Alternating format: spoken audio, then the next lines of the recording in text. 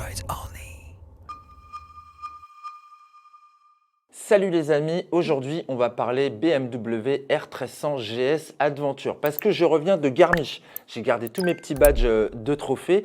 Garmisch où on l'a aperçu pour la première fois vendredi. Vendredi c'était le reveal mondial de cette nouveauté et en physique, ça s'est passé justement à Garmisch-Partenkirchen lors des BMW Motorrad Days 2024. Donc évidemment une foule qui était déjà acquise à la cause BMW, sauf que moi je m'attendais à avoir des réactions phénoménales quand justement ils ont fait le décompte et qu'ils ont levé le voile sur la machine, sur l'estrade, là où il y a justement toutes les animations type stunt, tout ça, donc beaucoup de monde.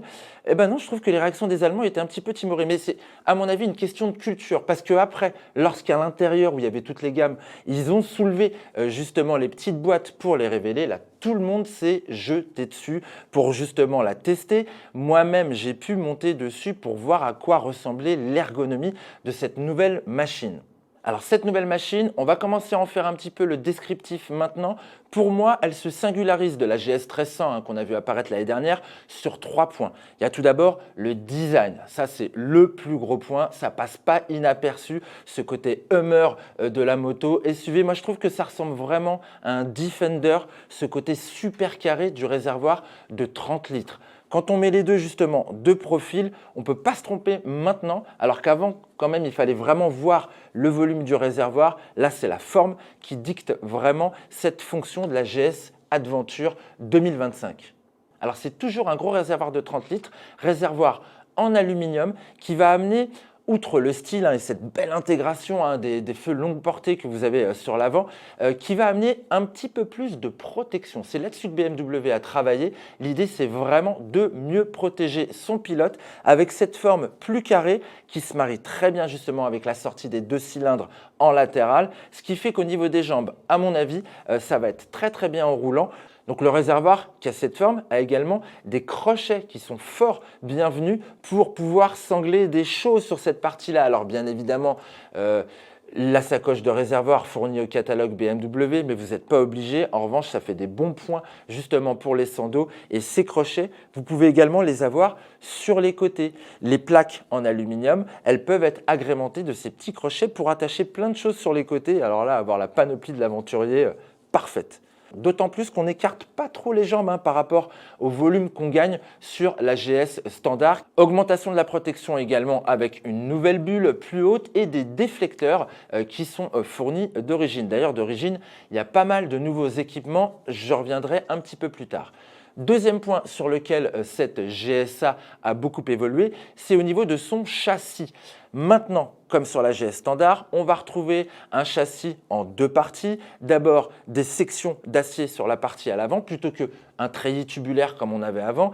Et la boucle arrière, qui elle est faite d'aluminium, elle est différente sur la GSA par rapport à la GS. Elle est renforcée pour pouvoir augmenter la charge. Enfin, le dernier point sur lequel cette GSA se singularise d'une GS standard, ça va être les suspensions. On va retrouver les mêmes systèmes BMW, télélever à l'avant, paralever à l'arrière, avec des évolutions cette année comme sur la GSA, un système un petit peu plus flexible à l'avant pour augmenter le ressenti au niveau du pilote. Moi, je trouvais que sur la GS normale, c'était un petit peu mieux que l'ancienne 1250, mais c'était encore un petit peu perfectible au niveau du ressenti de ce train avant. Mais ça, on le testera au mois d'octobre, justement, à l'heure de la présentation. Donc pour revenir sur ces suspensions qui sont spécifiques, on va avoir un petit peu plus de débattement sur la GSA. On est à 210 à l'avant, 220 à l'arrière, alors que sur la GS standard, on est à 190 et 200. Bon, au niveau de la motorisation, bien évidemment, ce sont des évolutions communes avec la GS standard. On va avoir un plus gros moteur par augmentation de l'alésage et réduction de la course, ce qui fait qu'on va avoir un vilebrequin maintenant avec une course réduite par rapport à ce qu'on connaissait précédemment. Il y a plein de changements en interne, bien évidemment. On va retrouver la distribution Shift Cam. Ça, c'est une très bonne chose pour avoir de l'agrément sur les bas régimes. Et les performances sont revues à la hausse, bien évidemment, vous le savez. On est à 145 chevaux aujourd'hui, alors qu'on était à 136 avant. Quant à la valeur de coupe, elle est maintenant de 149 Nm. On en a gagné 3 par rapport à l'ancienne 1250 GSA. On a un rapport de compression qui est plus intéressant également, 13,3,1 aujourd'hui contre 12,5,1 auparavant. Un régime maxi qui peut atteindre les 9000 tours minute, ça aussi c'est une bonne chose, ce moteur il va plus loin et ce moteur il est vraiment addictif, il a du caractère, il a du couple tout le temps. Sur les autobahns j'ai bloqué à 234, je devrais pas le dire mais avec un trail c'est quand même pas mal. On peut même mettre le régulateur de vitesse au-dessus des 200 km/h, ça c'est un truc typiquement allemand, mais qu'est-ce que c'est satisfaisant, c'est incroyable. Petit point sur l'électronique, car les machines qui étaient présentées justement à Garmisch n'avaient pas de levier d'embrayage puisqu'elles étaient déjà prééquipées de l'ASA, mais l'ASA reste une option sur la GSA et ce sera une option sur la GS 2025. On trouve 4 modes de conduite à l'intérieur, bien évidemment, reliés à la centrale inertielle, reliés à plein de choses. Ces modes, c'est un mode enduro tout d'abord qui a été amélioré, optimisé. Ensuite, on a Rain, Road et Eco. Ça, c'est la dotation de base. Il y a plein de choses en option aussi également au mode de conduite. On a le régulateur de vitesse DCC.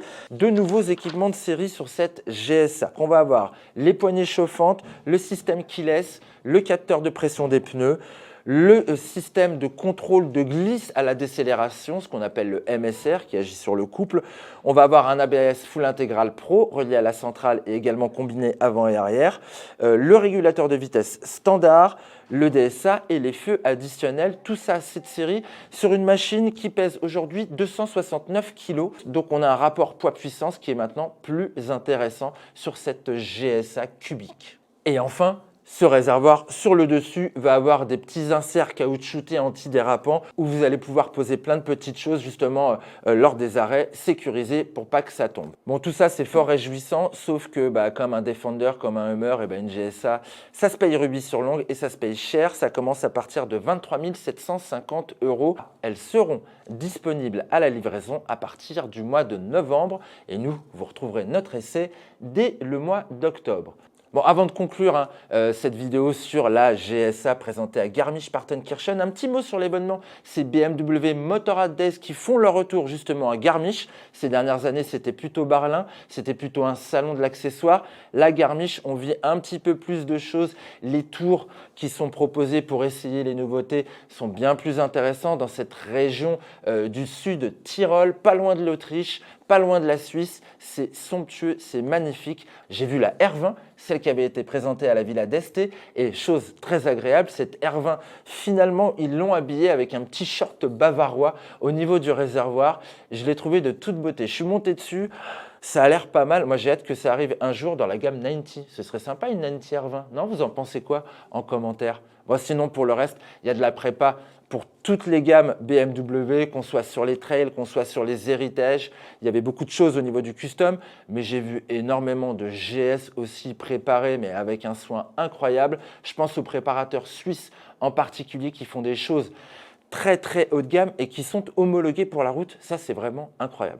Bon, en tout cas, moi, j'ai passé un très bon moment parce que j'ai vu plein de choses, plein d'animations. J'ai parlé moto. Bon, j'ai parlé essentiellement BMW, fatalement à la Fiesta BMW. Mais c'était très intéressant. Pour votre culture moto, allez un jour justement sur ces BMW Motorrad Days. Voilà. Bon, j'espère que ce programme vous a plu. J'espère que vous avez appris plein de choses sur la nouvelle BMW R1300 GS Adventure. Je vous dis à une prochaine pour une prochaine vidéo. Ciao.